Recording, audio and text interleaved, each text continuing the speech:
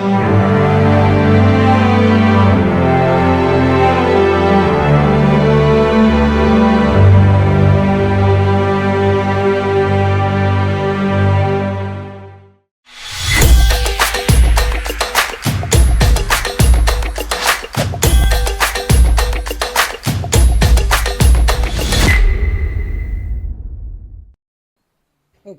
चलिए बेटा, last class में हमने पढ़ रहे थे कौन से कैरेक्टर्स ऑफ बैक्टीरिया। ठीक है, बैक्टीरिया जो है उसके कैरेक्टर्स हमने देखे कि वो प्रोकैरियोटिक है, उसके अंदर क्या है बेटा, हमारे जो सेल वॉल है वो पेप्टिडोग्लाइकेन या म्यूरिन की बनी है। फिर हमने बात करी उसके क्लासिफिकेशन की कि HC ग्राम नाम के जो साइंटिस्ट थे उन्होंने क्लासिफिकेशन दिया और कहा कि बैक्टीरिया दो टाइप के, एक तो ग्राम पॉजिटिव है, ग्राम नेगेटिव। जिसने ब्लू कलर को एब्जॉर्ब कर लिया वो ग्राम, और जिसने नहीं किया वो, बस इतना सा कॉन्सेप्ट हमें मेन जो है वो याद रखना है। ठीक है, उसके अलावा अगला जो इम्पोर्टेंट हमारे पास टॉपिक बनता है इसकी तरफ से वो कौन सा है बेटा, प्लाज्मिड है। कौन सा है, ये तो हम जानते हैं, ये हमारा क्या है, डीएनए है। क्या है, डीएनए। तो इसको हमने बैक्टीरियल डीएनए कहा और इसी को हम क्या कहते हैं बेटा, न्यूक्लियोइड कहते हैं। क्या कहते हैं, न्यूक्लियोइड कहते हैं। ठीक है, लेकिन ये जो न्यूक्लियोइड है इसके अलावा बैक्टीरिया के अंदर एक और डीएनए या जेनेटिक मटेरियल प्रेजेंट होता है। ठीक है, उसे हम क्या कहते हैं बेटा, प्लाज्मिड कहते हैं। क्या कहते हैं, प्लाज्मिड। ओके, तो ये प्लाज्मिड जो है ये इसका क्या है, बैक्टीरिया का एक स्पेशल कैरेक्टर है। इसके अलावा प्लाज्मिड किसी भी ऑर्गेनिज्म में नहीं मिलता, ना तो वायरस में, ना फंजाई, ना हमारा फाइटोप्लाज्मा, ना वायरोइड, ना फिर प्रियोन, किसी के अंदर भी नहीं मिलता। सिर्फ किसके अंदर मिलता है बेटा, बैक्टीरिया के अंदर। ठीक है, तो अगर हम प्लाज्मिड के बारे में बात करें तो सबसे पहली चीज क्या ध्यान रखनी है, it is the specific character of bacteria. ठीक है, ये बैक्टीरिया का क्या है बेटा, एक स्पेशल या स्पेसिफिक कैरेक्टर है। ठीक है, ये इसके अलावा किसी में नहीं मिलेगा। दूसरी चीज, प्लाज्मिड होता क्या है वो ध्यान रखें। तो प्लाज्मिड क्या है बेटा, इट इज एक्स्ट्रा न्यूक्लियर। कैसा है बेटा, एक्स्ट्रा न्यूक्लियर, मतलब जो न्यूक्लियस के अंदर या न्यूक्लियोइड में डीएनए है वो तो अलग है, ये कैसा है, एक्स्ट्रा न्यूक्लियर है, मतलब न्यूक्लियस के अलावा। ठीक है, तो it is extra nuclear circular. Second हमें याद रखना है कैसा है बेटा, डबल स्ट्रैंडेड। कैसा है, double stranded DNA present in cytoplasm. ठीक है, इसको हम क्या कहेंगे, प्लाज्मिड कहेंगे। और ये जो क्वेश्चन है ये आईसीआर ने पूछा हुआ, सिंपल सा क्वेश्चन पूछा था, the extra nuclear circular double stranded DNA present in the cytoplasm of a bacterial cell is known as. तो आंसर क्या गया बेटा, प्लाज्मिड गया। क्या गया बेटा, प्लाज्मिड। ठीक है, इतनी सी चीज जो है वो हमें यहाँ पर इससे याद रखनी है कि जो डीएनए हमारे न्यूक्लियस में मिल रहा है वो तो है ही है, वो कैसा है बेटा, पूरा टेढ़ा मेढ़ा है, दिख रहा है हमको। ओके, लेकिन इसके अलावा ऐसा डीएनए जो कैसा है, सर्कुलर है। कैसा है बेटा, गोल होगा। गोल होने के साथ साथ कैसा होगा, डबल स्ट्रैंडेड होगा, मतलब इसके अंदर भी कितने स्ट्रैंड्स होंगे, 2 स्ट्रैंड्स होंगे।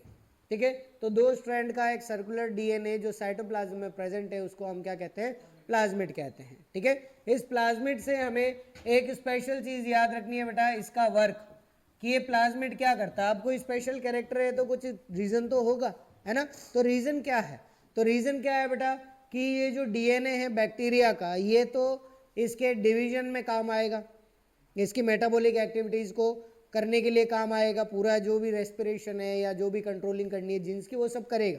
बट प्लाज्मिड क्या करता है बेटा, इट हेल्प्स इन इन्फेक्शन। किसके अंदर हेल्प करता है बेटा, इन्फेक्शन के लिए हेल्प करता है। मतलब जितनी भी बैक्टीरियल डिजीजेज हो रही हैं उनके अंदर बैक्टीरिया जो है वो किसको भेज रहा है, प्लाज्मिड को। किसको भेज रहा है बेटा, प्लाज्मिड को। ठीक है, तो प्लाज्मिड वो चीज है जो हमारे इस बैक्टीरियल सेल से हमारे होस्ट की सेल के अंदर जाकर इन्फेक्शन कॉज करता है। क्लियर, समझ में आ गया अच्छे से। चलिए नेक्स्ट इसके अंदर हम बात करें बेटा, एक हमारे पास जो प्लाज्मिड है स्पेशल, उसका नाम हमें याद रखना है। कौन सा है बेटा, TI प्लाज्मिड। कौन सा है बेटा, और ये तुम बायो में पढ़ोगे या पढ़ लिया, नहीं पढ़ा तो ठीक है, फिर यहाँ पे सिर्फ एक सिंगल लाइन हमारे लिए है, वो हमें यहाँ से याद रखनी है, ठीक है।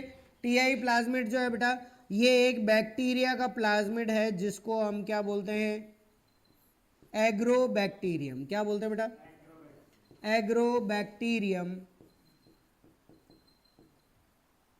ट्यूमीफेशियंस। क्या नाम है, ट्यूमीफेशियंस, ठीक है।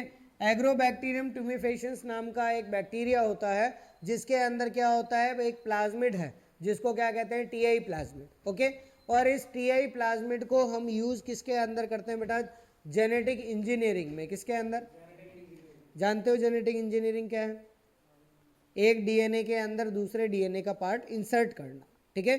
तो उस काम के लिए, मतलब अगर हमको किसी प्लांट के अंदर कोई डिजीज कॉज करनी है, ओके, या प्लांट में किसी दूसरे हमारे ऑर्गेनिज्म का डीएनए इंसर्ट करना है, तो हम किसका यूज करते हैं, एग्रोबैक्टीरियम ट्यूमीफेशियंस। और उसमें से कौन से प्लाज्मिड का यूज करते हैं, टीआई प्लाज्मिड का यूज करते हैं, ठीक है। इतना सा है। इसके अलावा बेटा एक हमारे पास है ई कोलाई, नाम सुना है, एस्क्रिचिया कोलाई, उसको हम क्या कहते हैं। उसके लिए जो क्वेश्चन है वो इस साल यूपीएससी के अंदर पूछा हुआ था, आईएएस का जो एग्जाम होता है ना, उसके अंदर एग्जाम क्वेश्चन पूछा हुआ था। उसके लिए सिंपल सा क्वेश्चन था, which organism is called nature's genetic engineer. मतलब इस नेचर का जो नेचुरल जेनेटिक इंजीनियर है वो कौन है, वो है एस्क्रिचिया कोलाई, ई कोलाई, ठीक है। वो उसके अंदर क्वेश्चन था, वो पूछा हुआ था, वो हमारे काम का नहीं है, वो एनिमल्स के अंदर है। तो आप जब बायोटेक पढ़ोगे आपके बायो के अंदर, उस समय पर ये दोनों चीज़ें आएगी। उस टाइम याद रखना, टीआई प्लाज्मिड किससे लिया बेटा, एग्रोबैक्टीरियम ट्यूमीफेशियंस से हमने लिया है, ठीक है। तो हमें तो एग्जाम पॉइंट ऑफ व्यू से डेफिनेशन ध्यान रखनी है, और ये प्लाज्मिड जो है वो किससे लिया है, टीआई प्लाज्मिड, वो याद रखना और कुछ नहीं, ओके। क्लियर है अब तो, ओके। चलिए आगे चलें। नेक्स्ट हम बात करेंगे किसकी, शेप्स ऑफ बैक्टीरिया, कि बैक्टीरिया जो है वो कितनी शेप्स के हो सकते हैं, ओके। ये वैसे इतना इंपॉर्टेंस नहीं रखता है, सिर्फ समझने के लिए इसको सुन लो, ठीक है।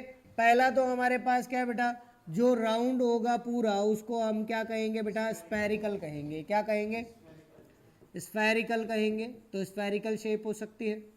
दूसरा हम बात करेंगे बेटा, जो एक कैप्सूल की तरह है, किसकी तरह, ऐसे ही होता है कैप्सूल, इसको हम क्या बोलते हैं बेटा, रॉड शेप्ड कहते हैं। क्या बोलते हैं, रॉड शेप्ड कहेंगे। शेप कैसी है बेटा, रॉड की तरह, और इसको नाम हम क्या देते हैं, बैसिलस कहते हैं। क्या कहते हैं, तो अब एक बात बताओ, बैसिलस थुरिनजेनेसिस की शेप कैसी होगी, रॉड शेप। ये हमारा क्वेश्चन है, ठीक है। तो हमें नाम याद रखना है बैसिलस, कि उसको बैसिलस कहेंगे। अब उसकी स्पीशीज अलग है, थुरिनजेनेसिस है, तो क्वेश्चन पूछा हुआ है बैसिलस थुरिनजेनेसिस की शेप का होता है बेटा, तो रॉड शेप्ड होता है, ठीक है। नेक्स्ट हमारे पास है बेटा कौन सा, इस तरह से आप कुछ बनाते हो क्या, वो ऐसे बनाते हैं उल्टा, ठीक है। कोई बात नहीं, उसी को मान लिया हमने। तो ये हमने क्या बनाया बेटा, कोमा बनाया, ठीक है। तो इसको हम क्या बोलते हैं, विब्रियो कहते हैं। क्या कहते हैं बेटा, विब्रियो कहते हैं, ठीक है। विब्रियो या फिर कोमा शेप कहा जाएगा। नेक्स्ट हम बात करें कौन सा है हमारा, इस तरह से जब हम बात करते हैं क्या होता है, स्नेक होता है। क्या होता है बेटा, स्नेक। तो इसको हम क्या कहते हैं, स्पेरिकल, तो वो हो गया, स्पाइरल कहेंगे, बस इतना सा है, ठीक है। स्पाइरल कह देंगे, इसलिए हमारे स्पाइरल बैक्टीरिया। तो ये हमारे पास टोटल कितने बेटा, 4 शेप्स के बैक्टीरिया आते हैं।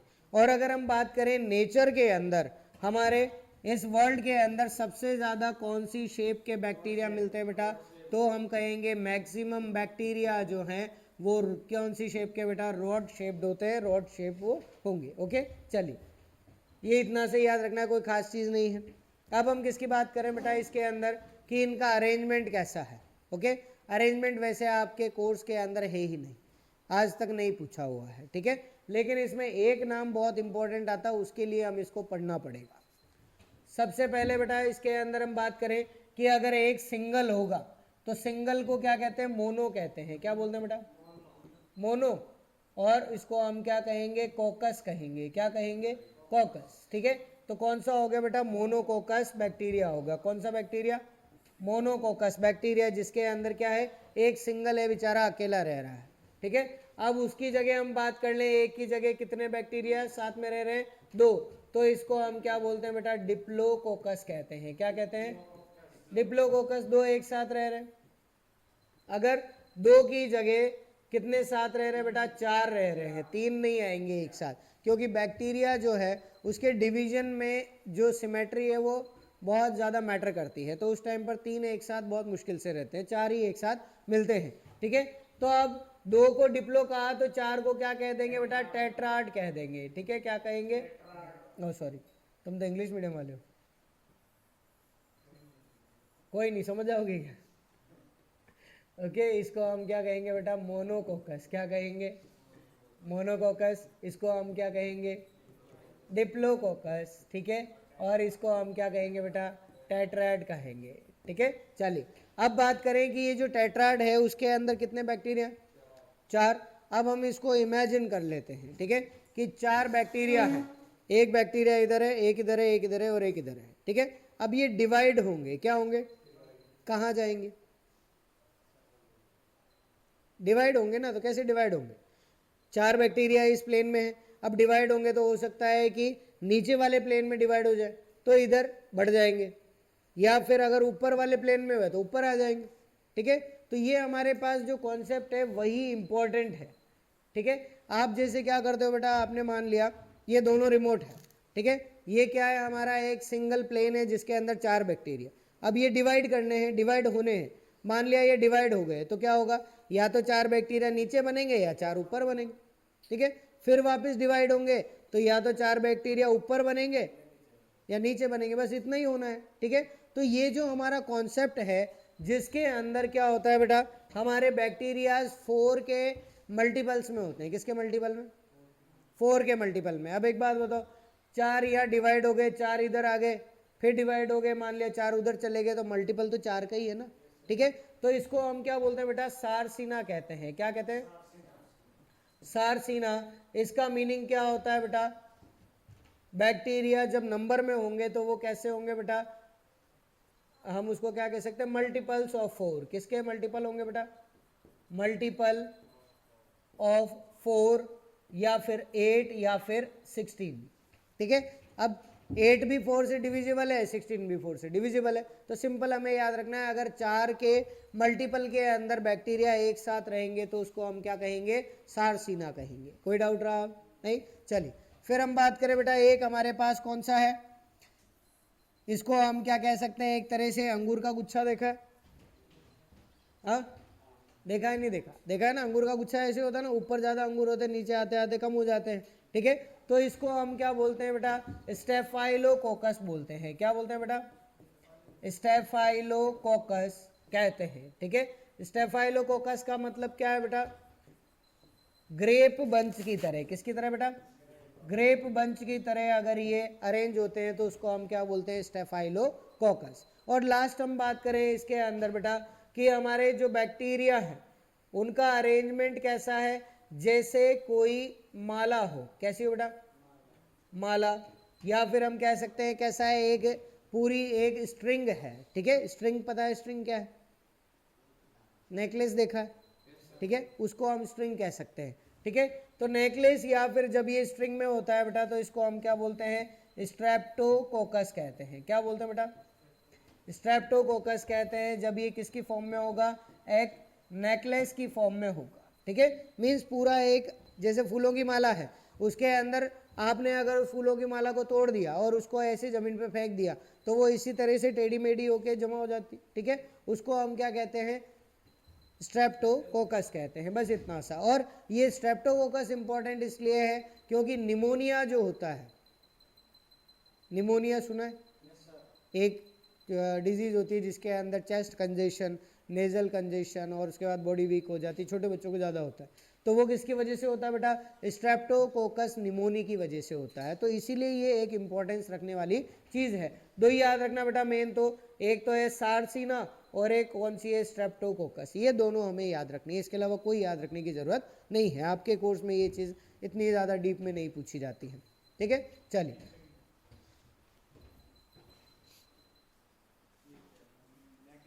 नेकलेस है,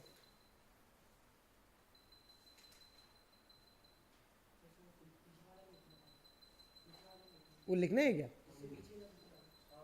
ये प्लाज्मिड, ओके जल्दी लिखो फिर इसको।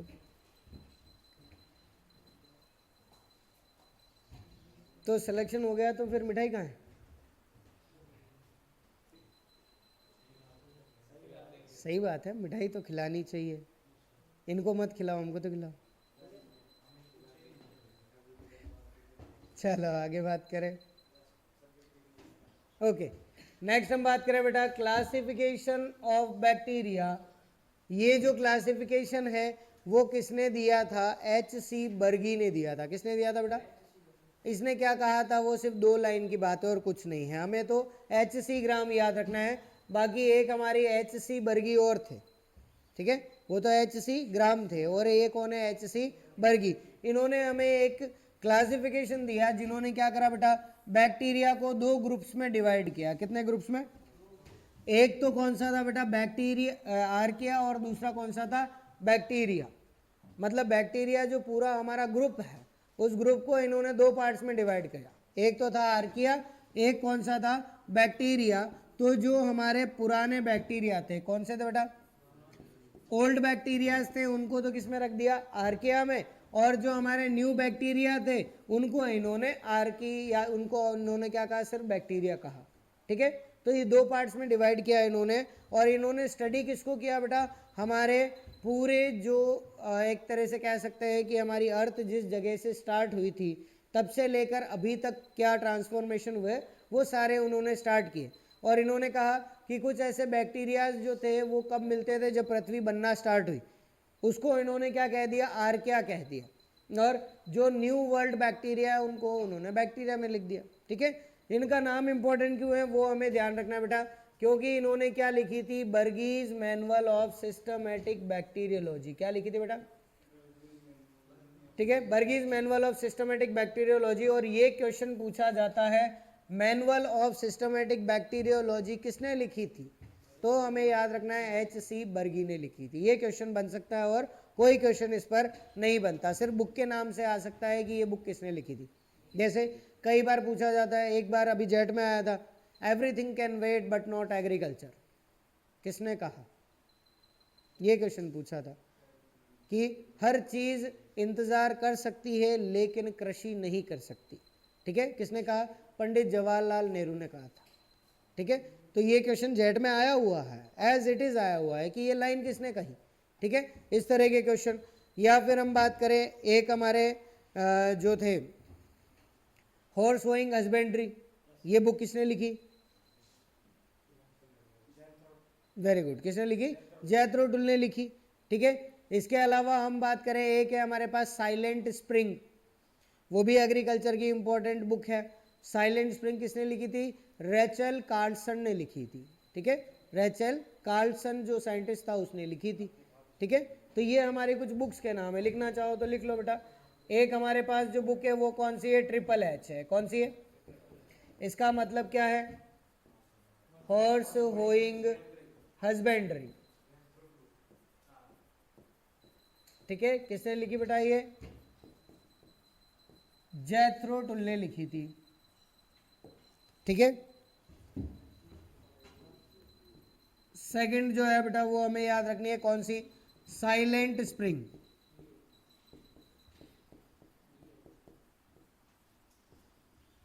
ठीक है। ये किसने लिखी? रेचल कार्लसन, ठीक है। इसके बाद हम बात करें, तीसरी जो सेइंग है हमारी, कौन सी? Everything can wait but not agriculture, ठीक है। ये किन्होंने कही बेटा? पंडित जवाहरलाल नेहरू ने कहा था। ऐसी बहुत सारी चीज़ें हैं, जैसे जैसे आएगी कभी बीच में तो अपन उनको डिस्कस करते रहेंगे, ठीक है। ये चीज़ें जो है, ये पॉइंट से ये ऐसे भी नहीं है कि बुक के अंदर अपन को पूरा मिल जाता है, ऐसा कहीं नहीं मिलेगा आपको, ठीक है। तो इसलिए ये टॉपिक्स ऐसे ही है, आपको कहीं ना कहीं बीच बीच में जहाँ पर आता है आपको can wait, everything can wait but not agriculture,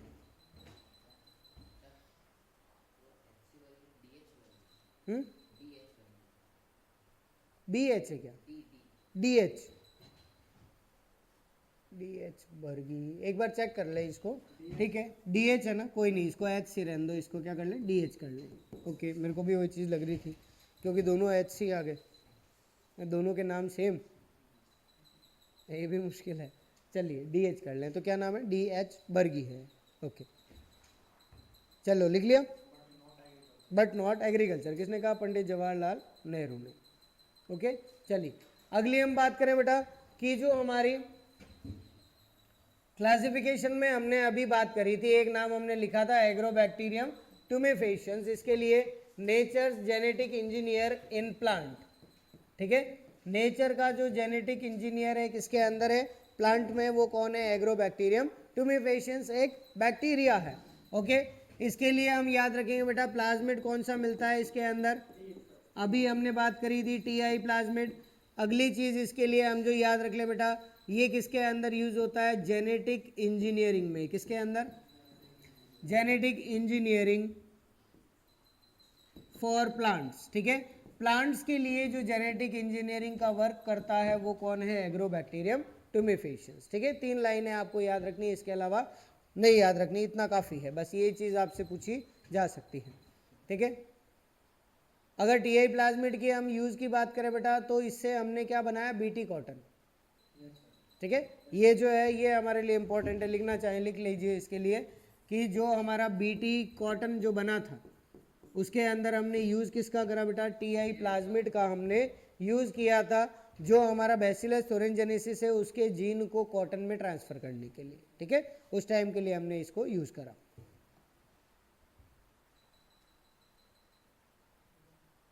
okay लिख लिया। चलिए नेक्स्ट बात करें बेटा, अगला हमारे पास जो है वो कौन है? राइजोबियम है। कौन है बेटा? राइजोबियम। और राइजोबियम से जुड़ी हुई सारी चीज़ें तुम जान चुके हो, समझ लिए, हमने क्लास में भी बात कर ली थी, ठीक है। तो इसके अंदर कुछ चीज़ें जो है वो हम क्लास के हिसाब से यहाँ पर बात कर ले बेटा। पहली तो चीज़ क्या है कि ये क्या है? ग्राम पॉजिटिव बैक्टीरिया है। कैसा है बेटा? Gram positive. सेकंड हमें याद रखनी है कैसा है? एरोबिक बैक्टीरिया है। कैसा है बेटा? एरोबिक बैक्टीरिया है, मीन्स इट रिक्वायर्स ऑक्सीजन। इसको क्या चाहिए बेटा? ऑक्सीजन चाहिए, ठीक है।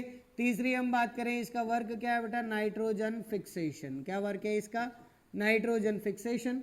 फोर्थ इंपॉर्टेंट चीज याद रखनी है, ये कहाँ पर रहता है बेटा? सिम्बायोसिस में रहता है। कहाँ पर रहता है? Symbiosis with legume roots. कौन सी रूट्स के साथ? लेग्यूमिनस प्लांट्स की जो रूट्स है उसके साथ रहता है। ये दोनों चीज़ें मतलब जो है ये सिंपल सिंपल चीज़ें हमको इसके लिए याद रखनी है।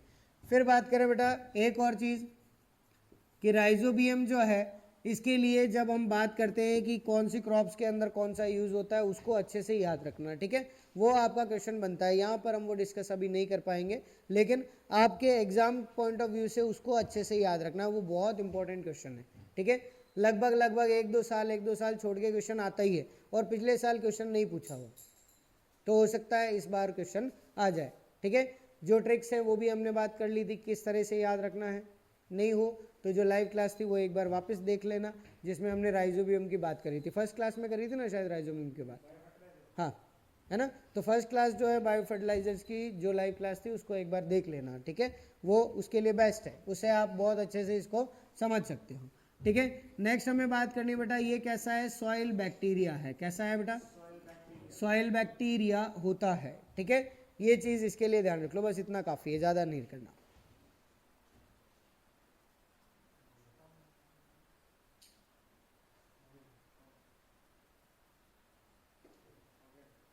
ओके चलिए अगली बात कर लें बेटा, कौन सी? हमारे आर्की बैक्टीरिया की। अब हम बैक्टीरिया तो पढ़ ही रहे हैं, आर्की बैक्टीरिया क्या होता है वो समझ लें। आर्की बैक्टीरिया का मतलब क्या है बेटा? बैक्टीरिया ऑफ ओल्डन टाइम्स, ठीक है। कौन सा बैक्टीरिया है? ओल्डन टाइम्स के बैक्टीरिया, ठीक है। मतलब जिस टाइम पर अर्थ बनी थी, और अगर आपने थ्योरी ऑफ इवोल्यूशन पढ़ा हो या फिर आपने सुना हो डिस्कवरी या नेशनल ज्योग्राफिक पे, तो आपको पता होगा कि जिस टाइम पर अर्थ का फॉर्मेशन स्टार्ट हुआ यहाँ पर सिर्फ और सिर्फ एसिड्स थे। क्या थे? एसिड्स, ठीक है। H2SO4, HNO3, HCl, ये 3 ऐसे एसिड हैं जो सबसे ज़्यादा प्रेजेंट थे, और इन तीनों को मिलाकर हम एक एसिड बनाते हैं जिसको हम एक नाम देते हैं। HClO4 लेते हैं, वैसे पर क्लोरिक एसिड लेते हैं। नाम सुना हुआ है क्या? केमिस्ट्री में आएगा। एक तो हमारे पास होता है HClO4, ठीक है, एक होता है H2SO4 और एक होता है HNO3, ठीक है। इसका रेशियो कुछ ऐसा है 1:1:3 है, कुछ ऐसा, ठीक है। सबसे पहले थर्ड पार्ट HNO3 लेते हैं, उसमें H2SO4 धीरे धीरे मिलाते हैं, फिर उसके बाद उसके अंदर धीरे धीरे HClO4 मिलाते हैं, ठीक है। इससे जो हमारा एसिड बनता है बेटा, इसको हम क्या कहते हैं? ट्राई एसिड कहते हैं। क्या कहते हैं? And it is one of the strongest acid in the world, ठीक है। सबसे ज़्यादा स्ट्रॉन्गेस्ट एसिड है जो आपकी हड्डियों तक को गला सकता है, ठीक है। तो ये जो ट्राई एसिड था, ये और दूसरे जितने भी एसिड्स हैं, ये सब प्रेजेंट थे जब हमारी अर्थ इवॉल्व हुई थी। क्या कोई ऑर्गेनिज्म इसमें रह सकता है क्या? नहीं रह सकता, लेकिन इसमें रहे हैं। कौन रहे हैं बेटा? एसिडोफाइल्स, ठीक है। इन्होंने ही सबसे पहले जीवन को या फिर हमारी जो लाइफ है उसको अर्थ पर इन्होंने एग्जिस्ट किया। इन्होंने सबसे पहले अर्थ पर लाइफ को लेकर आए। कौन लेकर आया बेटा? एसिडोफाइल्स, ठीक है। फिर अर्थ जो है वो धीरे धीरे ठंडी होने लगी, ओके। ठंडी हुई तो ये एसिड्स उबलना बंद हुए, ओके। और फिर इनका क्या हुआ बेटा? इवोपरेशन स्टार्ट हुआ, ठीक है। और जब इवोपरेशन स्टार्ट हुआ तो क्या न्यूट्रिएंट्स इवोपरेट करते हैं क्या? नहीं करते, सिर्फ वाटर ही करेगा, है ना। तो वाटर जब इवोपरेट हुआ तो वहाँ से क्या हुआ कि उसका सर्कुलेशन स्टार्ट हुआ पूरी अर्थ पर। जैसे यहाँ से बादल बन के कहाँ चले गए? दूसरे कंट्री में चले गए। तो इस तरह से जो एसिड्स थे उनसे बनने वाले जो हमारे क्लाउड्स थे वो भी दूसरी जगह जाने लगे, ओके। इस तरह से धीरे धीरे वाटर है वो प्यूरिफाई हुआ, ओके। लेकिन हमारी जो लार्ज वाटर बॉडीज थी या जहाँ पर बहुत बड़े बड़े गड्ढे थे वो सब ओशियंस बन गए, और जो छोटे छोटे गड्ढे थे वो सब क्या बनने लगे बेटा? रिवर्स, ओके, या लेक्स बनने लगे। इसी वजह से कहा जाता है कि जो लेक्स हैं या रिवर्स हैं उनका वाटर प्योर है। रीजन क्या है बेटा? कि जो समुद्र के अंदर जितनी भी टॉक्सिक सब्सटेंसेस थी उनसे वो इवोपरेट होकर आए, और वो पानी जो है वो कैसा इवोपरेशन वाला? प्योर था। तो इस तरह से वो वाटर जो है उसका प्यूरिफिकेशन स्टार्ट हुआ। और यही रीज़न है कि आज आप समुद्र का पानी पीकर देख लो, आपको पता लग जाएगा। किसी ने टेस्ट किया हो तो उसे पता होगा कैसा होता है। खारा नहीं होता, बहुत ज़्यादा खारा होता है। इतना खारा होता है कि तुम उसको पी लोगे तो वापस बाहर आ जाएगा, ठीक है। इतना खारा पानी होता है, ठीक है। मुझे भी ये लगा था कि खारा होता होगा, क्या पता, मैंने टेस्ट कर लिया तो पता लग गया कि हाँ खारा नहीं है, बहुत ज़्यादा खारा, ठीक है। और खारा भी इतना कि वो कड़वा लगता है, ठीक है, ऐसा उसका टेस्ट है। ये दमन दीव जो है ना, यूनियन टेरिटरी जो है, वहाँ हम गए थे। उस टाइम पर हमने मतलब यूज़ किया, उस टाइम पर हमको पता लगा। मैं भी पहली बार गया था, मुझे बड़ा अच्छा लग रहा था कि समुद्र देखने को मिल रहा है। सामने देखो पानी ही पानी, कुछ दिख ही नहीं रहा, बड़ा अच्छा। हाँ, कॉलेज टूर होता है बेटा, कॉलेज वाले आपको लेकर जाते हैं। RCA बिल्कुल लेकर जाते हैं। तुम क्या सोचते हो कॉलेज में से पढ़ाई होती है? कॉलेज में बेटा बहुत सारी एक्टिविटीज़ होती हैं जो तुम आगे जाकर देखोगे, तुम्हें बड़ा अच्छा लगेगा। मैं कॉलेज में नेशनल खेल कर आया हूँ, नेशनल लेवल पर मैं स्पोर्ट्समैन रहा हूँ कॉलेज की तरफ से, इस यूनिवर्सिटी की तरफ से रहा हूँ। एक नहीं, 2 यूनिवर्सिटीज़ से, RCA से और दूसरी SKN से। तो हमें नेशनल लेवल पर खेलने का मौका भी मिला, स्पोर्ट्स भी होते हैं। दूसरा आपके लिटरेरी एक्टिविटीज़ होती हैं, डिबेट्स वगैरह, आपके कॉम्पिटिशन सब कुछ होते हैं कल्चरल प्रोग्राम से। अभी लास्ट वीक के अंदर ही कल्चरल प्रोग्राम था, बारिश हो रही थी जिस दिन, उस दिन था। तो इस तरह के प्रोग्राम्स होते हैं।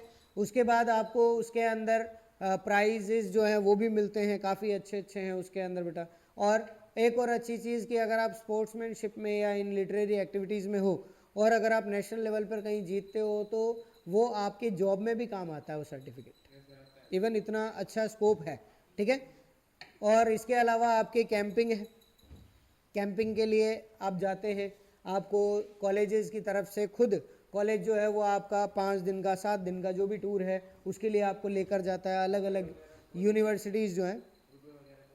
हाँ बेटा, रुपए तो देने तो पड़ते हैं ना, आधे वो देंगे आधे आपको देने पड़ेंगे, ऐसा नहीं कि सारा आपसे ले रहे हैं, ठीक है। बट हो जाता है उस टाइम, क्योंकि एक वो पूरा ग्रुप है, आपके पास 100 स्टूडेंट्स है, 120 स्टूडेंट है, तो आपका खुद का मन करता है कि नहीं यार इतने सारे बच्चे हैं, अपन सब चलते हैं, ठीक है। और उस टाइम पर सीखने को बहुत कुछ मिलता है, बहुत कुछ मतलब बहुत कुछ।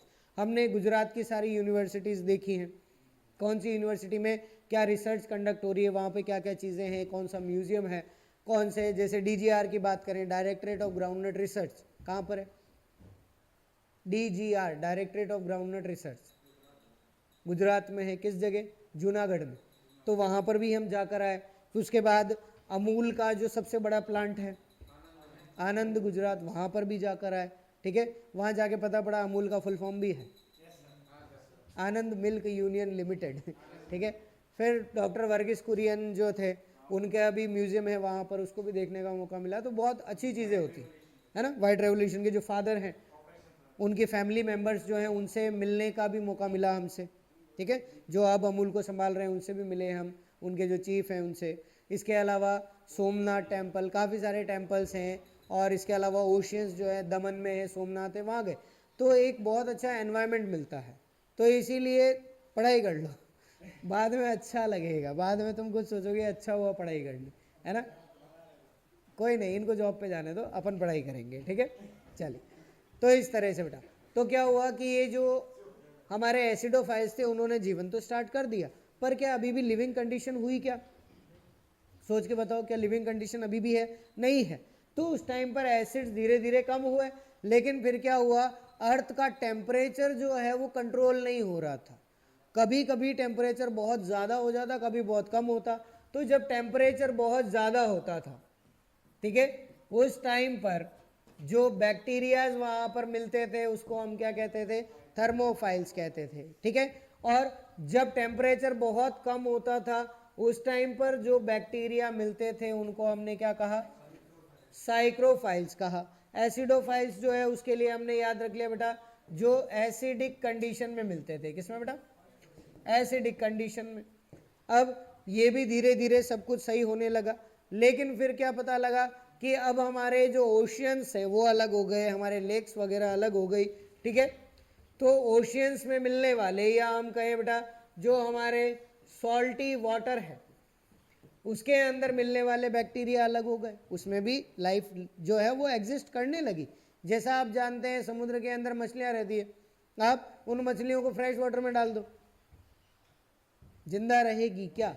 नहीं रह पाएगी। आप वेल मछली को समुद्र से लाके नदी में डाल दो, वो नहीं रह सकती, ठीक है। डॉल्फिन्स को रख लो, वो नहीं रह सकती, ठीक है। कारण क्या है बेटा, कि उनकी बॉडी उसके अकॉर्डिंग एडजस्ट हो चुकी है।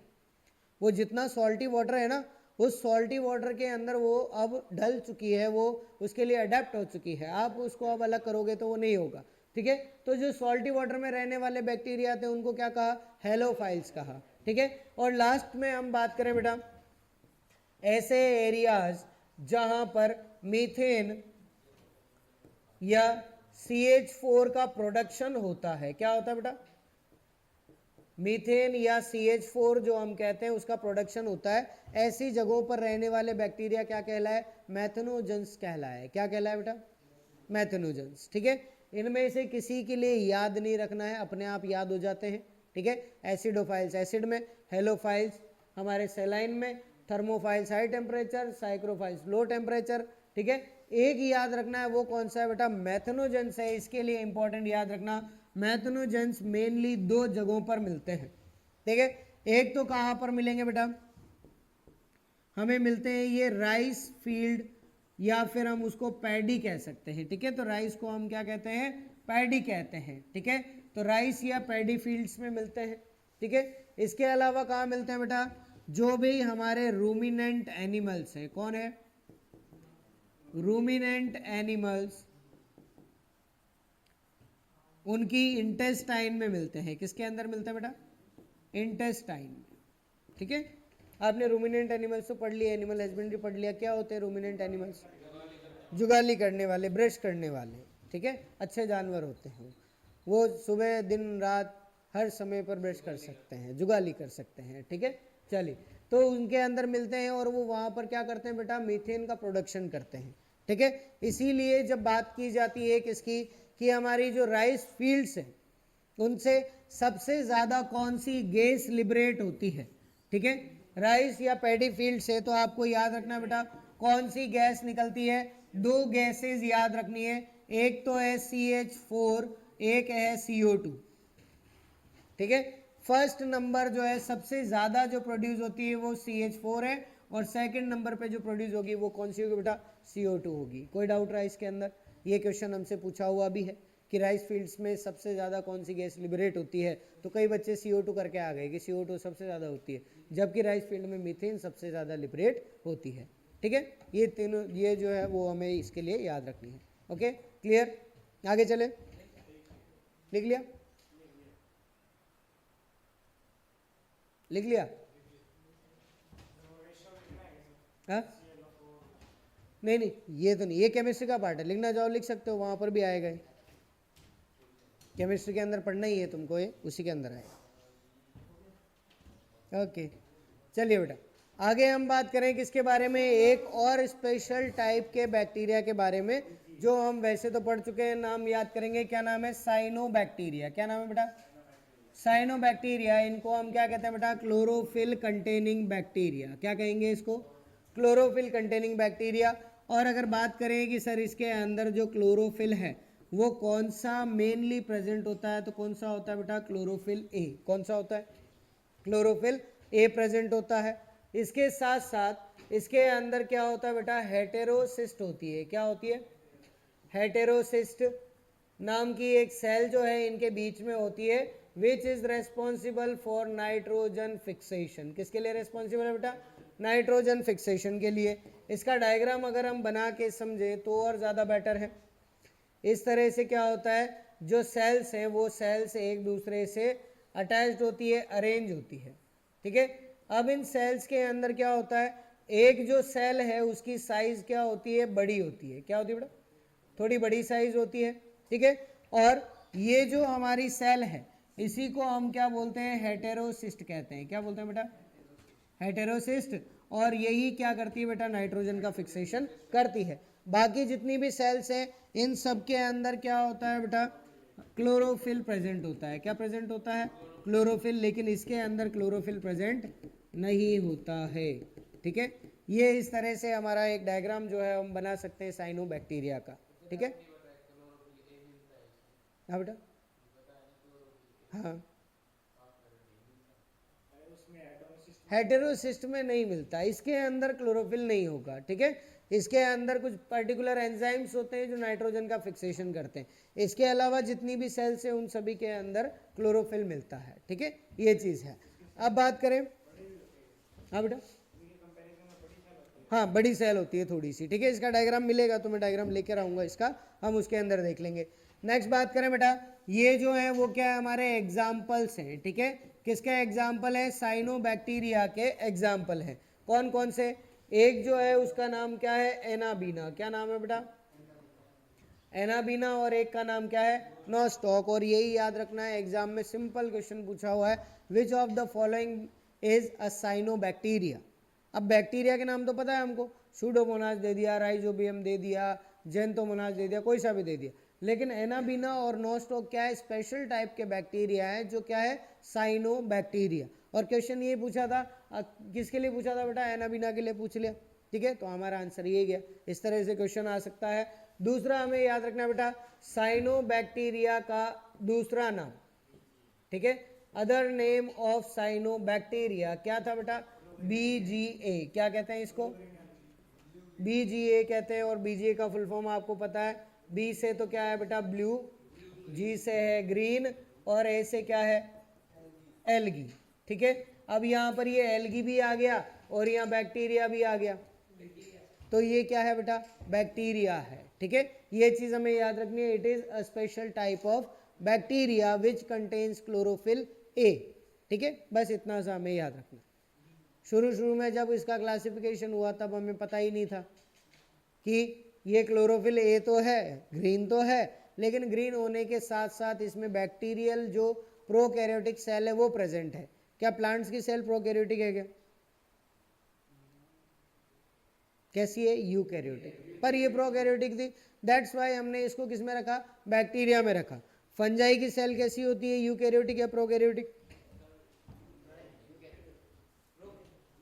यूकैरियोटिक होती है। कैसी होती है बेटा, यूकैरियोटिक। तो ना तो इसको फंजाई में रख सके ना प्लांट में रख सके, एनिमल की बात करें तो वो भी हमारा यूकैरियोटिक, तो उसमें भी नहीं रख सके, इसीलिए हमने फिर इसको किस में रखा, बैक्टीरिया में रखा, और हम इसको कहते हैं क्लोरोफिल कंटेनिंग बैक्टीरिया। ठीक है, तो वो क्या है, साइनो बैक्टीरिया होता है। ठीक है, चलिए क्लियर हो गया अब तो ये हमारे सारे के सारे जो बैक्टीरियाज थे या फिर उनके कैरेक्टर्स, उनसे रिलेटेड इंपॉर्टेंट चीज़ें, वो हमारा बेसिक जो है कॉन्सेप्ट जो है वो हमने यहाँ पर क्लियर कर लिया। ठीक है, अब हम जो बात करेंगे बेटा इसके अंदर नेक्स्ट हमारे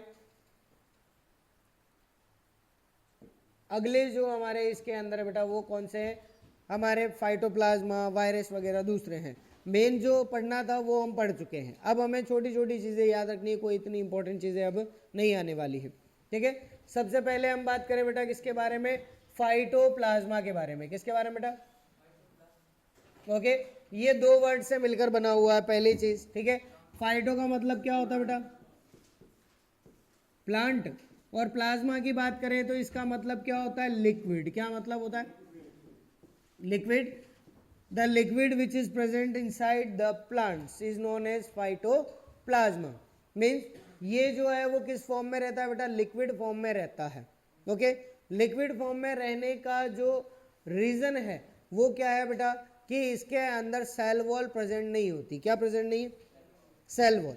ठीक है, अगर सेल वॉल प्रेजेंट होती तो हम कह सकते थे इसकी डेफिनेट शेप है, क्योंकि सेल वॉल कैसे हार्ड स्ट्रक्चर है, वो डेफिनेट शेप दे देता। लेकिन ये कैसा है, सेल वॉल एब्सेंट है तो कोई डेफिनेट स्ट्रक्चर नहीं है, तो हम कहते हैं द पोर्शन, और हम कह सकते हैं the substance which do not have a particular shape, उसको हम क्या कहते हैं, लिक्विड कहते हैं। क्या कहते हैं, लिक्विड तो कहते हैं। एक तो हो गया गैस जो इवोपरेट हो जाता है, तो इवोपरेट भी नहीं होता, पर्टिकुलर शेप भी नहीं है, तो इसको हमने क्या कहा, लिक्विड कहा। ठीक है, तो liquid which is present inside the plants is known as phytoplasma. ठीक है, क्लियर है चीज। चलिए अब इसके लिए बात कर लें, ये क्या है, हमारा प्रोकैरियोटिक ऑर्गेनिज्म है। कैसा बेटा, मतलब इसके अंदर भी न्यूक्लियस के बाहर कोई न्यूक्लियर वॉल प्रेजेंट नहीं होगी। ठीक है, सिंपल। सेकंड हम बात करें, दीज आर ऑलवेज यूनिसेल्युलर। कैसे होते हैं बेटा, यूनिसेल्युलर, मतलब इसके अंदर जो सेल है वो एक सिंगल सेल में पूरा ऑर्गेनिज्म होगा। नेक्स्ट हम बात करें, these are non helical in structure, या नॉन हेलिकल की हम बात करें तो मेनली इसका नॉन हेलिकल स्ट्रक्चर क्या है बेटा, डीएनए है। क्या है, डीएनए। हेलिकल का मतलब क्या होता है, हेलिक्स का मतलब पता है क्या होता है, एक वो सीढ़ियां देखी है जो गोल गोल होती है, उसको कहते हैं हेलिक्स। क्या कहते हैं, हेलिक्स। ठीक है, तो डीएनए जो है वो जब इस तरह से अरेंज होता है, ठीक है, कुछ इस तरह से, ठीक है, ऐसे है, अब इसके अंदर हम इसको ऐसे बना देते हैं, तो ये क्या है, हेलिक्स है।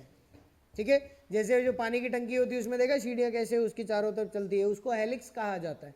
ठीक है, तो इसके अंदर जो डीएनए है वो कैसा है, नॉन हेलिकल है। दिख रहा है क्या, नॉन हेलिकल है। अगर ये बिल्कुल स्ट्रेट होता तो हम इसको हेलिकल कह लेते। ठीक है, फिर बात करें, it causes diseases in plants. ठीक है, ये प्लांट्स के अंदर डिजीज कॉज करने वाला एक ऑर्गेनिज्म होता है। ठीक है, कौन है बेटा, फाइटोप्लाज्मा। माइकोप्लाज्मा की हम बात करेंगे, एक ही नाम लिखना है वहां पे, उस टाइम करेंगे। तो ये क्या है, इसके मेजर कैरेक्टरिस्टिक्स हैं। ओके, यूनिसेलुलर होगा, प्रोकैरियोटिक होगा, नॉन हेलिकल डीएनए प्रेजेंट होता है, और ये प्लांट्स के अंदर डिजीज कॉज करता है। कौन करता है बेटा, हमारा फाइटोप्लाज्मा। ठीक है, इसके अंदर कुछ खास बातें हैं वो देख ले। ओके, पहला तो हमने देख लिया यूनिसेलुलर है, वो पहले बात कर ली। दूसरा क्या है बेटा, माइक्रो ऑर्गेनिज्म, उसको याद रखने की जरूरत नहीं। एक इंपॉर्टेंट चीज है बेटा, वो कौन सी, 200 to 800 नैनोमीटर, ये क्या है बेटा, इसकी साइज है। क्या है, साइज। ठीक है, इसके लिए हम क्या याद रखेंगे बेटा, इट इज द, या स्मॉलेस्ट भी नहीं कह सकते बेटा, हम इसको कह सकते हैं one of the smallest micro organism. ठीक है, या हम कह सकते हैं second largest, second largest, second smallest कहना पड़ेगा। ठीक है, क्या कहेंगे, second smallest micro organism. Okay, मतलब इससे भी छोटा कोई होगा फिर तो हम कहते हैं ना, एक तो लास्ट आया एक सेकंड लास्ट आया, तो ये सेकंड स्मॉलेस्ट माइक्रो ऑर्गेनिज्म है, मतलब इससे भी छोटा कोई होगा। ठीक है, वो कौन है बेटा? वायरोइड है, उसकी बात आएगी तब हम उसके अंदर लिखेंगे। तो इसकी साइज जो है वो बैक्टीरिया से भी छोटी होती है। ठीक है, बैक्टीरिया की जो लेंथ है बेटा वो ऑलमोस्ट स्टार्ट होती है 1000 या फिर 1200 नैनोमीटर के आसपास से स्टार्ट होती है, तो उन सबसे भी छोटी इसकी साइज होती है, इसीलिए हमने क्या कहा इसको? Second smallest micro organism. ठीक है, नेक्स्ट हम बात करें, इसके अंदर एक स्पेशल कैरेक्टर इसके अंदर मिलता है। कैरेक्टर क्या है बेटा? पहली चीज तो क्या है बेटा इसके अंदर कि सेल वॉल इज एब्सेंट। क्या एब्सेंट होगी? सेल वॉल एब्सेंट होगी, मतलब हमने ये जो बाहर बनाया ये क्या होगा बेटा? प्लाज्मा मेम्ब्रेन होगी। क्या होगी बेटा? प्लाज्मा मेम्ब्रेन होगी। और ये जो प्लाज्मा मेम्ब्रेन है इसकी खास बात क्या है कि ये जो प्लाज्मा मेम्ब्रेन है हमारे पास, ये कैसी होती है बेटा? 3 लेयर्ड होती है। कैसी होती है? 3 लेयर्ड, या फिर इसको हम क्या कह सकते हैं बेटा? ट्रिपल लेयर्ड भी कह सकते हैं। 3 लेयर से उनको हम ट्रिपल लेयर कह सकते हैं ना। तो प्लाज्मा मेम्ब्रेन है वो कैसी होती है बेटा? ट्रिपल लेयर्ड होती है। कैसी होती है? ट्रिपल लेयर्ड, और ये इसका स्पेसिफिक कैरेक्टर होता है, ये हमें याद रखना है। ठीक है, तो अगर आपको क्वेश्चन भी पूछ ले कि ऐसा ऑर्गेनिज्म जिसमें प्लाज्मा मेम्ब्रेन ट्रिपल लेयर्ड है तो वो कौन सा है? फाइटोप्लाज्मा। ठीक है, इतना सा क्वेश्चन बन सकता है। दूसरा क्वेश्चन जो है वो क्या बनता है बेटा कि it has no cell wall, cell wall is absent, इसके अंदर सेल वॉल एब्सेंट होती है। और ये क्वेश्चन 100% फ्रेम हो सकता है, ये अपने लिए इंपॉर्टेंट है। ठीक है, आपको उसके अंदर बोल सकता है which of the following organism do not have cell wall. पहला दे दिया फंजाई, दूसरा दे दिया बैक्टीरिया, तीसरा दे दिया फाइटोप्लाज्म, या फोर्थ दे दे प्लांट। तो कौन सा है? फाइटोप्लाज्मा, उसके अंदर सेल वॉल प्रेजेंट नहीं होती। ठीक है, अब सेल वॉल प्रेजेंट नहीं है तो इसको हम क्या कहते हैं बेटा? प्रोटोप्लाज्म कहते हैं। क्या कहते हैं? प्रोटोप्लाज्म। ठीक है, क्योंकि प्रोटोप्लाज्म का जो मीनिंग है बेटा वही क्या होता है? अ सेल विदाउट सेल वॉल। ठीक है, ऐसी सेल जिसके अंदर सेल वॉल नहीं होती उसको हम क्या कहते हैं? प्रोटोप्लाज्म कहते हैं। तो प्रोटोप्लाज्म के 2 एग्जाम्पल हैं हमारे पास, कौन कौन से? ओके, और दूसरा? Animal cell. ठीक है, हमारी सेल में भी तो सेल वॉल नहीं है। ठीक है, तो एनिमल सेल और फाइटोप्लाज्मा दोनों के अंदर क्या होता है बेटा? प्रोटोप्लाज्म होता है, उसके अंदर सेल वॉल प्रेजेंट नहीं होती। ये प्रोटोप्लाज्म कहाँ काम आएगा बता दूं, जब आप टिश्यू कल्चर पढ़ोगे। पढ़ लिया टिश्यू कल्चर? नहीं पढ़ा? तो जब टिश्यू कल्चर पढ़ोगे तो उस टाइम एक आता है बेटा हमारे पास प्रोटोप्लाज्म फ्यूजन। ओके, उसको हम कहते हैं साइब्रिड। हाइब्रिड सुना है? हाइब्रिड क्या होता है? क्रॉस करना, 2 प्लांट्स के जिनके अलग अलग कैरेक्टर्स हैं उनको क्रॉस करना। इसी तरह हाइब्रिड की तरह होता है बेटा साइब्रिड। क्या होता है? साइब्रिड। साइब्रिड का मतलब है 2 डिफरेंट साइटोप्लाज्म्स को क्रॉस करना। ठीक है, उसे क्या कह देंगे? साइब्रिड कह देंगे। सिंपल कॉन्सेप्ट है। ये क्वेश्चन जो है उसके अंदर हम किसको फ्यूज कराते हैं बेटा? प्रोटोप्लाज्म को फ्यूज कराते हैं, उनका साइटोप्लाज्म मिक्स हो जाता है। ठीक है, तो वहां के लिए इंपॉर्टेंट क्वेश्चन है, इसको ध्यान रखेंगे। ओके, फिर हम बात करें बेटा इसके लिए 2 और इंपॉर्टेंट हमारे क्या है? कैरेक्टर्स है। पहली तो क्या है इसके अंदर कि जब इसकी ग्रोथ चाहिए होगी, ठीक है, जब इसके अंदर ग्रोथ चाहिए तब तो हमें किसका उपयोग करना पड़ेगा बेटा? स्टेरोल्स का उपयोग करना पड़ेगा। किसका? स्टेरोल्स का। ठीक है, किसके लिए करना पड़ेगा बेटा? ग्रोथ के लिए। ठीक है, तो हम कह सकते हैं ये स्टेरोल्स को किस तरह यूज कर रहा है बेटा? एज अ फूड यूज कर रहा है।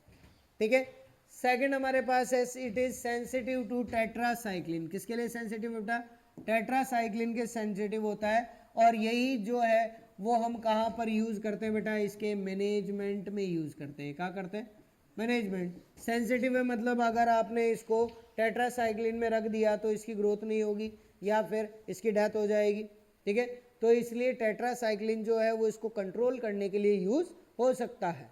ओके, तो जब हम बात करेंगे हमारे फाइटोप्लाज्मा डिजीज की तो उसके लिए कंट्रोल में क्या यूज करेंगे?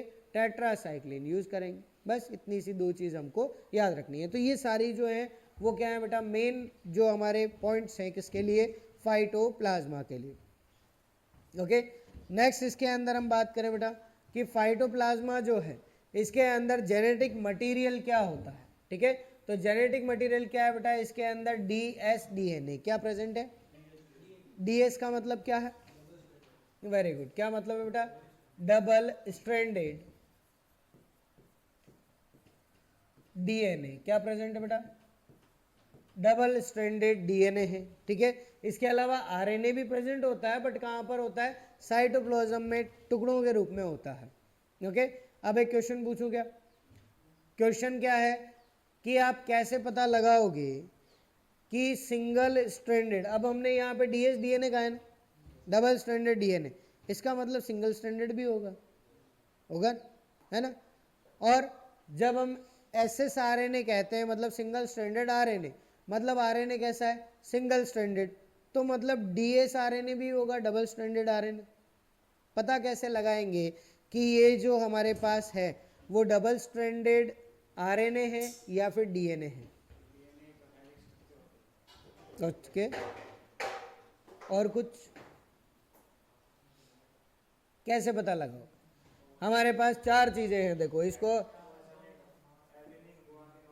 ओके इसको हम समझ ले। हमारे पास क्या है बेटा, एक तो है DNA और एक है वो कौन सा है, RNA है। ठीक है, अगर हम बात करें DNA की तो ये भी कैसा है, DS DNA। ठीक है, और एक है वो कौन सा है बेटा, SS DNA, कौन सा है। RNA की बात कर ले तो RNA हमारे पास SS RNA है। ठीक है, और एक कौन सा है, DS RNA है।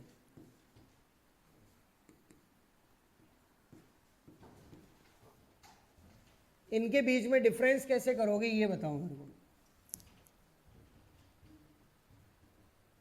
RNA है वो कैसा है बेटा, सिंगल स्ट्रैंडेड, कैसा है, ओके।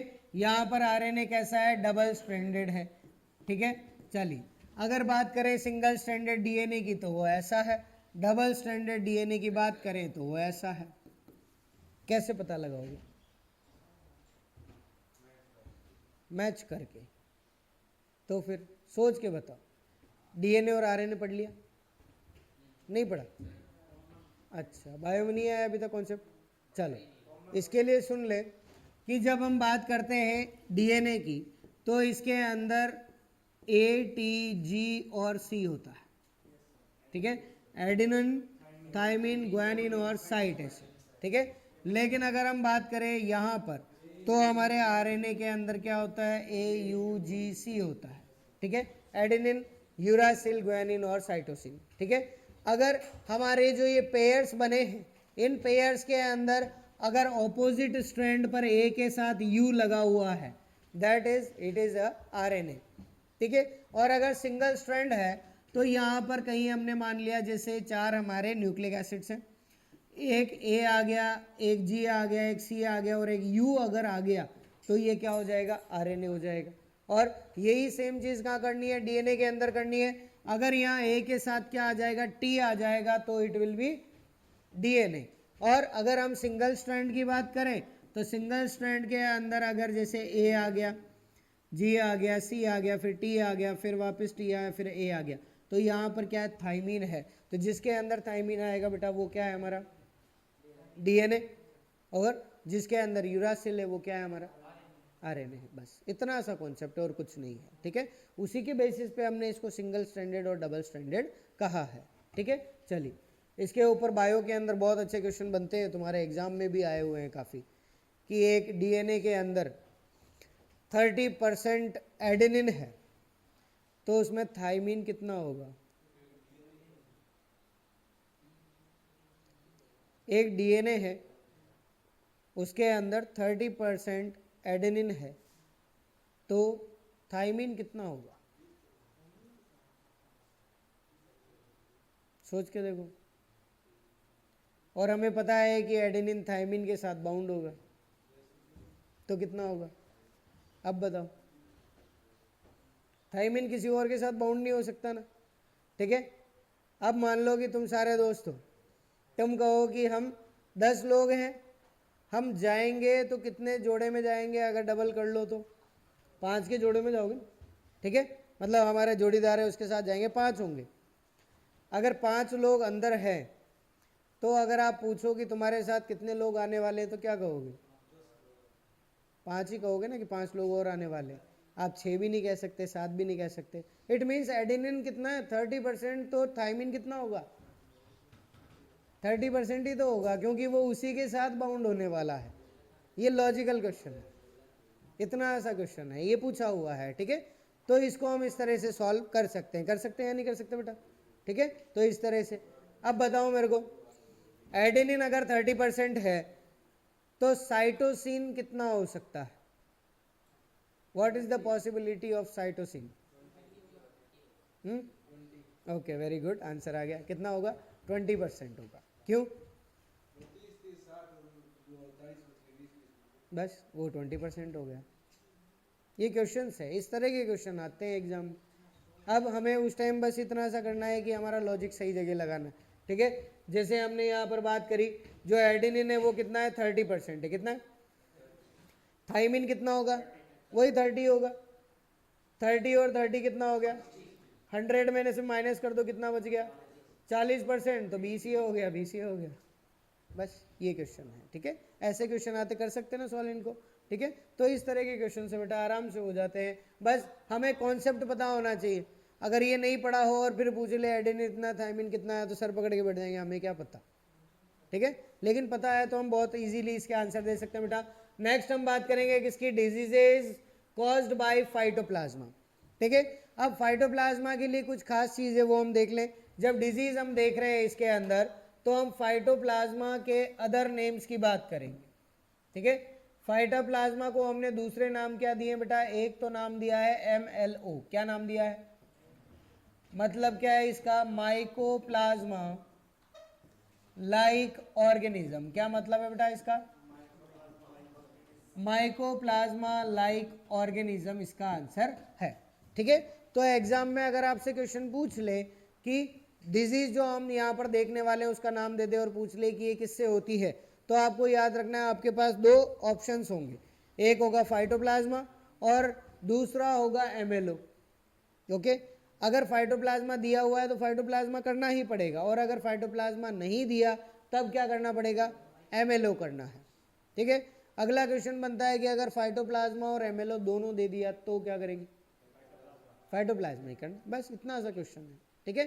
तो हमें थोड़ा सा ध्यान रखना है बेटा कि फर्स्ट प्रेफरेंस फाइटोप्लाज्मा को देना है और सेकंड प्रेफरेंस है वो किसको देना है? MLO को देना है, ठीक है। और अगर दोनों ही नहीं दिए हो तो फिर किसको दो प्रेफरेंस दोगे? माइकोप्लाज्मा। अगर माइकोप्लाज्मा दिया हुआ है तो, नहीं दिया हुआ है तो नन ऑफ दिस जाना है फिर, ठीक है। तो इसलिए एक सिंगल हेडिंग डाल दो, डिजीज कॉज बाय फाइटोप्लाज्मा, तीनों के नाम लिखने और कुछ नहीं करना। एग्जाम के अंदर इतना सा ही आपसे पूछा जाता है। पहला कौन सा बेटा? Little leaf of brinjal. कौन सा है? Little leaf of brinjal. Brinjal का प्लांट आप सामने देख रहे हैं अपने, इसके अंदर क्या होता है बेटा? ये जो लीव्स आप यहाँ पर देख रहे हैं ये पूरी, ठीक है, ये तो हमारी क्या है बेटा? नॉर्मल लीफ है, वो इतनी बड़ी लीफ है। यहाँ पर देख रहे हो ये भी क्या है? इतनी बड़ी लीफ है, लेकिन यहाँ पर इतनी इतनी सी छोटी छोटी लीव्स बन गई है। दैट्स वाई इसको हम क्या कहेंगे? Little leaf of brinjal, okay. Question पूछा जा सकता है सिंपल सा, little leaf of brinjal is caused by virus, bacteria, fungi या फाइटोप्लाज्मा। बस इतना सा क्वेश्चन बनता है, ठीक है। नाम लिख लिया। सेकंड हम बात करें बेटा, अगली जो डिजीज है वो कौन सी है? Phyllody of sesame. और ये क्वेश्चन पूछा नहीं जा सकता क्योंकि ये क्वेश्चन बहुत बार पूछा गया। सबसे ज्यादा फाइटोप्लाज्मा से यही क्वेश्चन पूछा गया है कि फाइलोडी जो है किसके अंदर? सीसेम के अंदर या तिल के अंदर, वो किससे होती है, ठीक है। वो किससे है बेटा? फाइटोप्लाज्मा से। अब फाइलोडी जो है ये थोड़ा सा अलग वर्ड है, इसके लिए समझ लें इसका क्या मतलब है बेटा? लीफ लाइक स्ट्रक्चर्स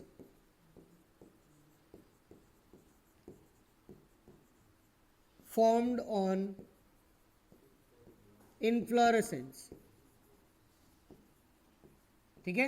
इनफ्लोरेसेंस पर क्या बनते हैं बेटा? लीफ लाइक स्ट्रक्चर बनते हैं। जैसे ये फूल है ना, यहाँ पे दिख रहा है, ये फूल है, इधर यहाँ पे भी फ्रूट लग रहा है, मतलब यहाँ पे भी फूल था, यहाँ पे भी फूल था। तो होता क्या है कि ये जो हमारे फ्लावर्स आपको दिख रहे हैं, इन फ्लावर्स में क्या बनता है, लीफ लाइक स्ट्रक्चर बन जाते, पत्तियां बन जाती। ठीक है, फूल है, अब वो फूल पत्ती में बदल गया, क्या फायदा हुआ, फोटोसिंथेसिस ज़्यादा होगा और क्या होगा। लेकिन हमारा फ्रूट तो नहीं बन रहा है ना, और हमारी क्रॉप प्रोडक्शन का मेन हमारा मोटिव क्या है, फ्रूट प्रोडक्शन। हमें तो उसका जो प्रोडक्शन है वो चाहिए, और इससे तो सिर्फ हमारे प्लांट की लीफ बढ़ रही है, तो कोई फायदा नहीं हुआ। ठीक है, तो फाइलोडी का मतलब भी ध्यान रखना, क्या मतलब है कि जो हमारे इन्फ्लोरेसेंस है उसका लीफ लाइक स्ट्रक्चर में ट्रांसफॉर्म होना। और सीसेमियम की फाइलोडी किससे होती है बेटा, फाइटोप्लाज्मा से होती है। क्लियर है, ओके। चलिए नेक्स्ट हम बात करें बेटा, अगली हमारी जो डिजीज है वो कौन सी है, grassy shoot of sugarcane. कौन सी है, ग्रासी का मतलब क्या है, घास जैसा, शूट का मतलब स्टेम। ठीक है, शूट का मतलब क्या होता है बेटा, स्टेम। ये तो कुछ और ही समझ बैठे थे, शूट करना, गोली थोड़ी मारनी है शुगर केन को, क्या करना है, ग्रासी शूट का मतलब इसका जो तना है, इसका स्टेम है, वो कैसा हो जाता है, ग्रास जैसा हो जाता है। ठीक है, एक नॉर्मल शुगर केन का एक डायग्राम जो है, डायग्राम ही बना सकते हैं, यहाँ पर तो अपन को दिया हुआ नहीं है बेटा। ठीक है, तो इसमें होता क्या है, मान लिया ये लोअर नोड है, यहाँ से एक पत्ती निकल जाती है, यहाँ से निकल जाती है, फिर इधर से। ठीक है, इस तरह से क्या होगा, इसके अंदर लीव निकलती है, हर एक नोड से 2 लीव्स निकल सकती हैं, उससे ज़्यादा नहीं निकलती। लेकिन यहाँ पे देखना जरा बेटा, ये नोड है, इससे लीव निकली एक, ये दूसरी, ये तीसरी। ठीक है, इधर भी देखना चाहो तो इस नोड से निकली हुई 1 2, और ये यहाँ से निकली हुई अलग अलग। तो इसकी वजह से अब आप खुद देख लो, यहाँ से एक नोड ही एक नोड ही है, एक नोड से कितनी निकल गई, 6 लीव्स निकली हुई है 2 नोड से, जबकि 2 नोड से कितनी लीव्स निकलनी है, सिर्फ 2 या 4 लीव्स निकलनी होती है। ठीक है, तो इसकी वजह से हमारा जो प्लांट है वो कैसा हो जाता है, बुशी टाइप हो जाता है। ठीक है, पूरा एक ग्रासी शूट जो है वो बन जाता है, ग्रास की तरह हो जाता है, इसलिए हम इसको क्या कहते हैं, ग्रासी शूट कहते हैं। ठीक है, सिंपल सा एक हमारे पास कॉन्सेप्ट क्या कहता है कि जब फाइटोप्लाज्मा का अटैक होता है तो प्लांट के अंदर एक्सेसिव ग्रोथ होती है, फ्रूट्स की नहीं होती, बस उसकी लीव्स है वो एक्सेस ग्रो करती है, लीव्स का नंबर बढ़ जाता है। जैसा आप बात करो लिटिल लीफ में, है ना, तो इतनी सी जगह में 2 लीव्स हैं, तो अब इतनी सी जगह के अंदर 100 लीव्स आ गई। फाइलोडी में भी आपने देखा, ऊपर फ्लावर था, उसकी जगह लीव्स ही लीव्स बन गई। यहाँ पर भी 2 लीव्स आनी है, उसकी जगह 10 लीव बन रही है। ठीक है, तो ऐसी चीज जिसके अंदर लीव्स ज़्यादा बनती है उसका कारण क्या होता है बेटा, फाइटोप्लाज्मा। क्या कारण है, और 3 डिजीज के नाम याद रखने बस, एक तो लिटिल लीफ ऑफ ब्रिंजल, एक आपका grassy shoot of sugarcane, और एक आपका सीसेमम फाइलोडी। ये 3 जो है वो क्या है, आपके फाइटोप्लाज्मा से होने वाली डिजीज है। कोई डाउट रहा इसके अंदर, तीनों को रट लेना अच्छे से, क्योंकि क्वेश्चन आएगा तो ये आएगा, इसके अलावा कुछ नहीं आता, सिर्फ डिजीज के नाम से आता। तो भी फाइटोप्लाज्मा ही जाना है बेटा इन तीनों डिजीज के लिए, बैक्टीरिया कभी नहीं जाएगा। ठीक है, क्योंकि ऑर्गेनिज्म मिलता जुलता भी नहीं है, बिल्कुल अलग है। अगर मिलता जुलता होता, मिलता जुलता जो हमारा इसका ऑर्गेनिज्म है वो कौन है बेटा, फाइटोप्लाज्मा तो है ही, इसका मिलता जुलता ऑर्गेनिज्म है एमेलो, और तीसरा बनता है माइकोप्लाज्मा। इसके अलावा कोई इससे अटैच्ड ऑर्गेनिज्म नहीं है, इसीलिए ये तीनों होंगे तो आप आंसर कर सकते हो, बाकी इसके अलावा आंसर करने की जरूरत नहीं है। उस क्वेश्चन में आप नन ऑफ द अबोव है तो नन ऑफ द अबोव कर दो। ठीक है, और अगर वो भी नहीं होता तो बिल्कुल निश्चिंत रहो, वो क्वेश्चन गलत है। ओके, सीधी सी बात है, उसके अंदर कोई चिंता वाली बात ही नहीं। बस प्रेफरेंस हमको याद रखना पड़ेगा, पहला प्रेफरेंस किसको देना है, फाइटोप्लाज्मा, दूसरा और तीसरा देना है माइकोप्लाज्मा। बस इतना सा क्वेश्चन है, वो हमें याद रखना। ठीक है, चलिए फिर बात करें बेटा, इसके अंदर हमारा सबसे, हमारा तो पता नहीं बट मेरा फेवरेट टॉपिक कौन सा है, वायरस। ठीक है, क्योंकि वायरस सबसे निराला है। ठीक है, वायरस ऐसा ऑर्गेनिज्म है जिसके बारे में आज तक साइंटिस्ट ढंग से पता नहीं लगा पाए कि ये क्या चीज़ है, या इसको रोकें कैसे, या ये करता क्या है, अभी तक नहीं पता लगा है। ठीक है, इसीलिए मेरा फेवरेट है, और इसकी जो स्टोरी है वो भी मेरी फेवरेट है। इसमें जितने भी नाम आ रहे हैं सारे मेरे दोस्त हैं पुराने ज़माने में, मैं इन्हीं के साथ क्या पता काम करता था, मुझे ऐसा लगता है। हाँ, सुन लो, इसके लिए एक छोटी सी स्टोरी है वायरस की। हुआ क्या कि एक साइंटिस्ट था मेरा प्यारा सा दोस्त, जिसका नाम क्या था, एडोल्फ मेयर, ठीक है। एडोल्फ मेयर जो था ये क्या था बेटा, एक बॉटनिस्ट था। क्या था? बॉटनिस्ट, मतलब प्लांट्स पर रिसर्च करने वाला। तो एक बार इसकी रिसर्च के टाइम पर इसे पता लगा कि एक प्लांट है जिसका नाम क्या है, टोबैको है। क्या है? टोबैको। और टोबैको के अंदर क्या हुआ, जो लीव्स थी, ठीक है, ये लीव्स क्या होने लग गई, कर्ल होने लग गई। क्या हो गई? कर्ल। कर्ल का मतलब मुड़ना, ठीक है, मुड़ने लग गई ऊपर की तरफ, ठीक है। लीव्स की जो साइज थी वो भी क्या होने लगी, थिक होने लगी, मतलब लीव्स जो है वो मोटी होने लगी, और उसके साथ साथ डार्क ग्रीन में कन्वर्ट हो गई, ज़्यादा ग्रीन हो गई। तो फिर एडोल्फ मेयर ने देखा, उसने सोचा कि यार ये तो सारे प्लांट्स तो ऐसे नहीं हैं, ये कुछ एक ही प्लांट्स ऐसे हो रहे हैं, इसका मतलब कुछ ना कुछ एबनॉर्मेलिटी तो है, ठीक है। तो इसने पता लगाया, इसने सोचा कि अब क्या करें। तो इसने एक बहुत अच्छा काम किया, इसने जो हमारी कर्ल्ड लीव्स थी उनका जूस बनाया, ठीक है। और फिर उसने क्या करा, इस जूस को किसके ऊपर डाला, फ्रेश प्लांट के ऊपर डाला, जो बिल्कुल वहाँ पर स्वस्थ थे, बिल्कुल हेल्दी थे, उन प्लांट्स के ऊपर डाला। तो इसने देखा 5 से 7 दिन बाद उनकी लीव्स भी कर्ल होना स्टार्ट हो गई। तो एडोल्फ मेयर ने कहा कि ये तो बड़ी अच्छी बात है, ये क्या है, मतलब मुझे ही समझ में नहीं आया कि इतना अच्छा, मतलब ये या तो कोई डिजीज़ है या फिर कुछ ना कुछ ऐसा है जिसकी वजह से हमारे प्लांट्स जो हैं इनके अंदर ग्रोथ जो है वो अफेक्ट हो रही है। तो इसने खूब खोज करी, इसने पता लगाया कि कहीं कोई हार्मोन तो नहीं है, कहीं कोई दूसरी चीज़ तो नहीं है, पर इसे कुछ पता नहीं लगा, ठीक है। इसे बस एक चीज़ पता लगी कि ये जो डिजीज़ है, इस डिजीज़ को उसने नाम दे दिया मोज़ेक डिजीज़, मतलब पत्तियों का कर्ल होना, थिकनेस में बढ़ जाना, क्लोरोफिल का एबनॉर्मेलिटी, हम कह सकते हैं बढ़ना या कम होना, इसको उसने क्या कहा, मोज़ेक कहा। क्या कहा? मोज़ेक। तो इसने मोज़ेक नाम उसको दे दिया और इसके बाद चल बसा, ठीक है। फिर उसके बाद वापस मेरा दूसरा दोस्त आया जिसका नाम क्या था, इवेनो वास्की। क्या नाम था? इवेनो वास्की। इवेनो वास्की इससे थोड़ा सा दिमागदार था, ठीक है। इवेनो वास्की ने क्या करा कि ये जो हमारा जूस था, किसका, डिजीज्ड प्लांट का, किसका था, डिजीज प्लांट का, इसको किस पे डालना था बेटा, फ्रेश प्लांट पे डालना था। किस पे डालना था? फ्रेश प्लांट पे, ये देखने के लिए कि डिजीज कॉज होती है या नहीं होती। लेकिन वो तो पहले ही मेयर साहब बता गए कि हाँ डिजीज कॉज होती है, तो इसने और दिमाग लगाया, तब तक बैक्टीरिया की डिस्कवरी हो चुकी थी, ठीक है। तो वहाँ पर क्या बन गई थी बेटा, बैक्टीरियल प्रूफ फिल्टर बन गए थे। क्या बन गए थे? जैसे आप मास्क लगाते हो ना, तो आप N95 वाला मास्क लगाते हो, क्यों?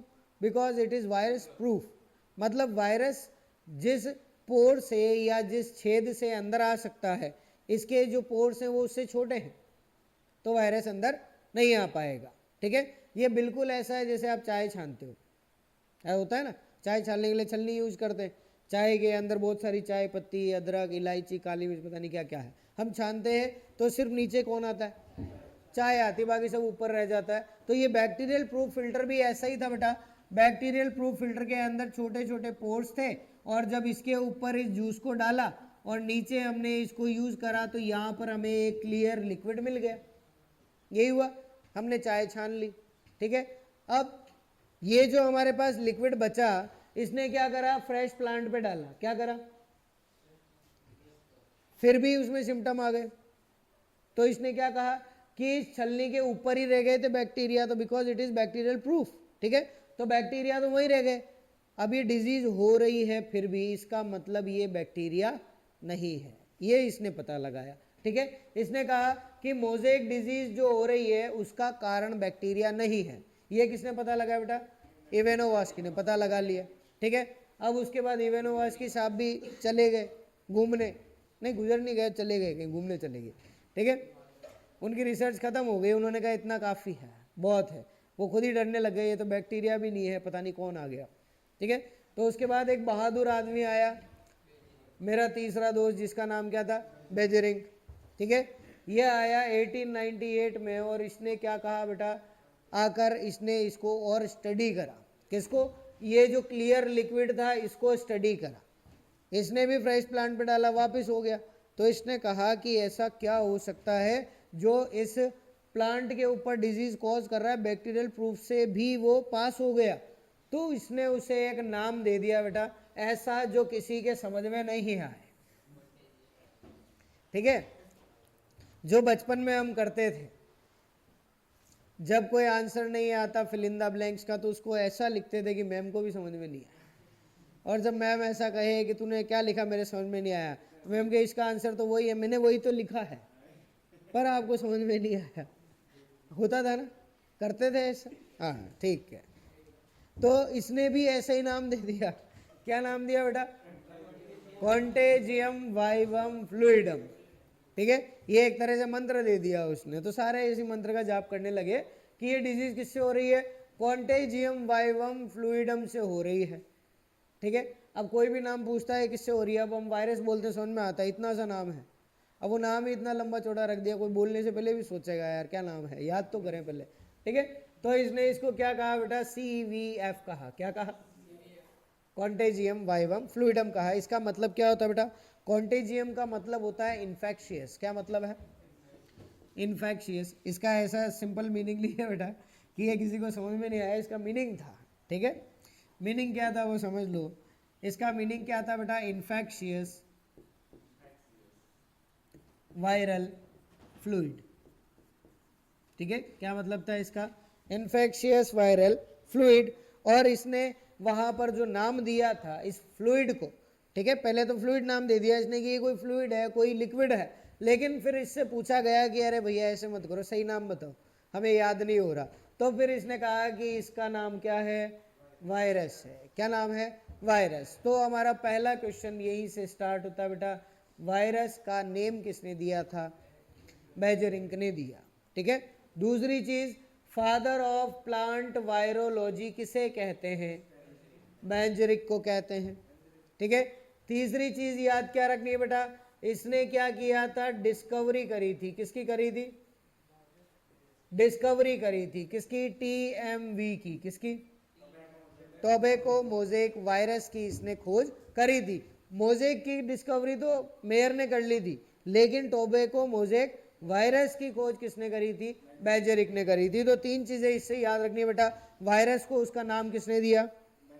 बेजरिक ने। TMV की डिस्कवरी किसने करी? बेजरिक। फादर ऑफ प्लांट वायरोलॉजी कौन है? बेजरिक है। ठीक है, बेजरिक इतना सब कुछ बता के ये भी घूमने चला गया। ठीक है, फिर कौन आया? एक और अच्छा साइंटिस्ट, लगभग कुछ सालों बाद आया, लगभग हम कह सकते हैं 40 साल के आसपास लगभग, क्योंकि 1898 तो हो ही गया था, और यहाँ 1935 में आया, तो 37 ईयर्स बाद एक साइंटिस्ट आया जिसका नाम था स्टैनली। और उसने क्या करा बेटा? क्रिस्टलाइजेशन ऑफ TMV, मतलब उसने TMV को एक्सट्रैक्ट कर लिया उस फ्लूइड से। ठीक है, TMV को उसने बाहर निकाला, ये जो फ्लूइड था उस फ्लूइड से उसने TMV को बाहर निकाल लिया, और उसने उसको स्टडी कर लिया कि इसके अंदर क्या क्या चीज़ें हैं, इसके कैरेक्टर्स क्या है, ये किस तरह से इन्फेक्शन करता है, उसने सारी चीज़ें हैं इसके बारे में पता लगा ली थी। ठीक है, तो ये जो हमारा स्टैनली है बेटा, इसको इसके लिए क्या मिला? नोबेल प्राइज मिला। क्या मिला? नोबेल प्राइज भी मिला। किसको मिला? स्टैनली को। अब पता लगाया किसी और ने, नाम दिया किसी और ने, नोबेल प्राइज मिला किसी और को। इसीलिए मेरा फेवरेट टॉपिक है, और यही चीज़ लाइफ में होती है। होती है नहीं होती? होता है ना? नहीं होता? कैसे? बिल्कुल, कई बार ये अच्छी जगह भी हो जाता है कि तुम कुछ बुरा काम करके आ जाओ, सजा किसी और को मिल जाए, वो हमारे लिए अच्छा।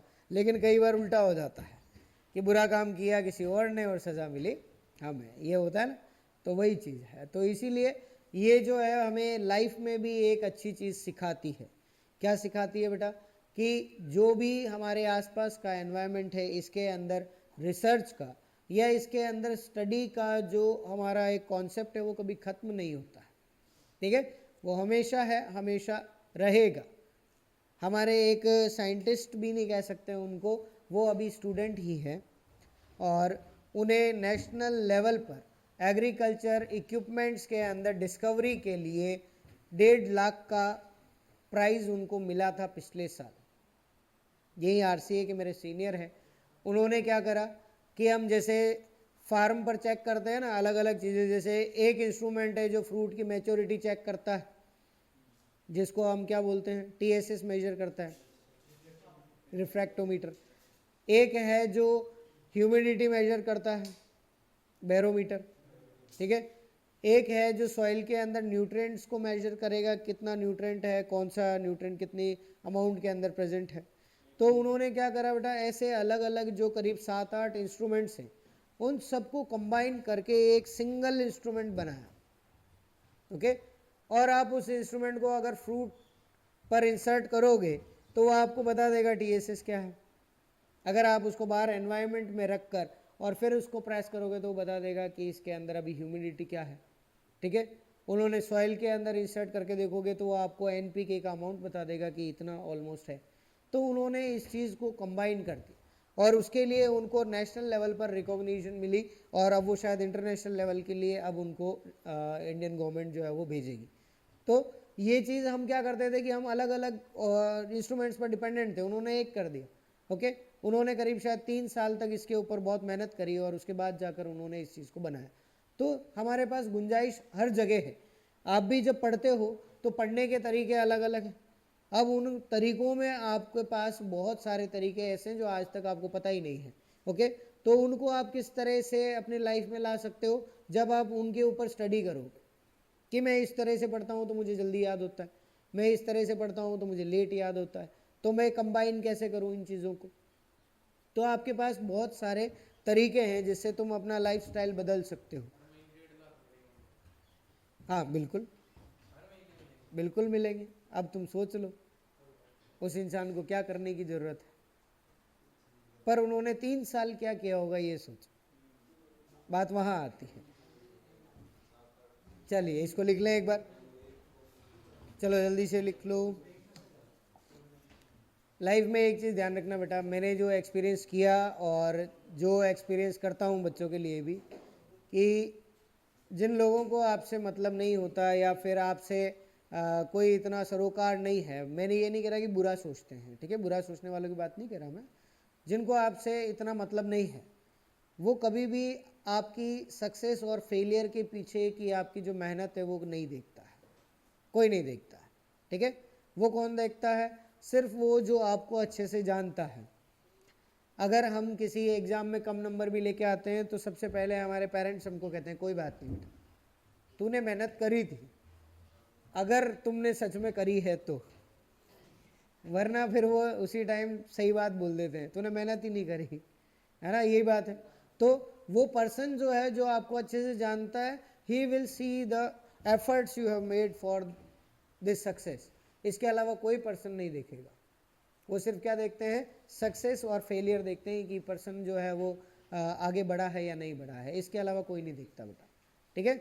इसीलिए मेरी तरफ से तो इतना सा है कि लाइफ में जब भी कुछ करो ना तो उसको इतने अच्छे से करो कि आपको फेलियर देखना ही नहीं पड़े, आपको सोचना ही नहीं पड़े कि हाँ इसमें फेलियर भी हो सकता है। अपने आप को प्रिपेयर उस दिन के लिए करो, ठीक है। हम बात करते हैं जेट के एग्ज़ाम में जब कट ऑफ मार्क्स की, 480 मार्क्स का पेपर होगा, पता है, उसमें से इस बार जो हाईएस्ट नंबर गए वो 390 के आसपास गए, है ना। तो अपनी तैयारी जो है वो हम 390 की क्यों कर रहे हैं, क्या रीज़न है? 400 की नहीं, 480 की करो ना, क्या प्रॉब्लम है? 480 की करोगे तो 400 तो आ ही जाएंगे, यही बात है ना। होता है, हम क्या करते हैं अपने खुद की एनर्जी को, अपने एफर्ट्स को जब बहुत ऊंचा कर लेते हैं ना बेटा, तो जो छोटी चीज़ें वो अपने आप मिल जाती, ठीक है। तो इसीलिए अपने एफर्ट्स को इतना अच्छा कर लो कि तुम्हें वो चीज़ तो मिल ही जाए। तुम ICR BHU के हिसाब से पढ़ रहे हो इतना अच्छे से सारी चीज़ों को, ऐसा भी नहीं कि उसके लिए टफ पढ़ गए, पढ़ने लग गए और सिंपल भूल गए। आपको सिंपल से लेकर टफ सारी चीज़ें पढ़ लेनी है। ICR में होगा तो बेस्ट है, नहीं हुआ तो जेट में तो हो ही जाएगा, वो चीज़ है। जब मेरा जेट का एग्ज़ाम हुआ तब मुझे जेट के बारे में पता नहीं था, आई वॉज नॉट अवेयर कि ये जेट नाम का कोई एग्ज़ाम भी होता है, ठीक है। लेकिन जब मैंने इसको एग्ज़ाम को दिया